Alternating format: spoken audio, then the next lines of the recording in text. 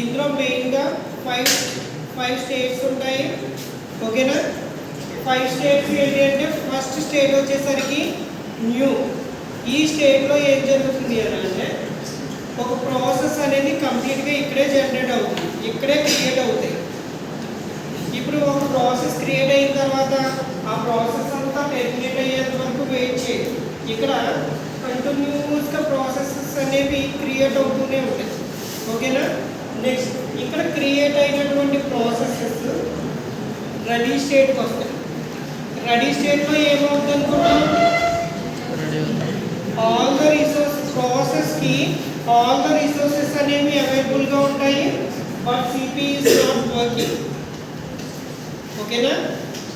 All the resources అనేవి అది execute అవ్వడానికి ఒక ప్రాసెస్కి ఆల్ ద రిసోర్సెస్ అనేవి అవైలబుల్గానే ఉంటాయి, బట్ సిపియు అనేది ఎగ్జిక్యూట్ అవ్వదు. ఓకే, ఇక్కడ నుంచి ప్రాసెస్ అనేది రన్నింగ్ స్టేట్కి ఒక షెడ్యూలర్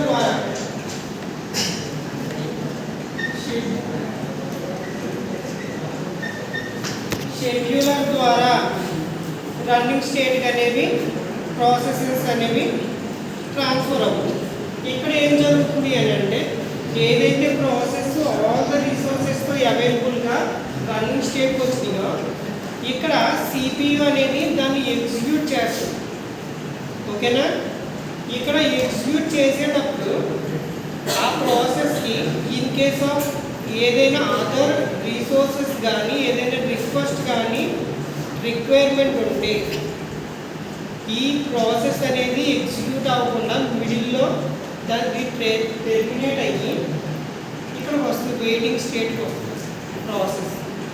ఇన్ కేస్ ఇక్కడ ఆ ప్రాసెస్ అనేది కంప్లీట్గా ఎగ్జిక్యూట్ అయిందనుకోండి, అది డైరెక్ట్గా కంప్లీట్ అయిపోయి టెర్మినేట్ స్టేట్కి అయిపోతుంది, అది ప్రాసెస్ అనేది కంప్లీట్ అవుతుంది.